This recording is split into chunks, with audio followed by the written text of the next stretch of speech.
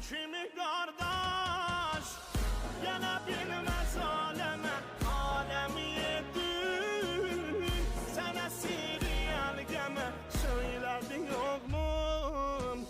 Başın üstdən Fatimə, canəmə bəlfəz, canəmə bəlfəz. Sən kimi qardaş yana bilməz aləmə, aləmi yedin.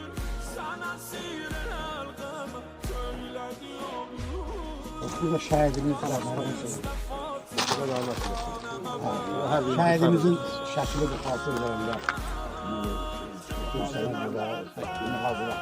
Bizim kəndimizin qrupu hazırlatılmış, inkişaf qrupu.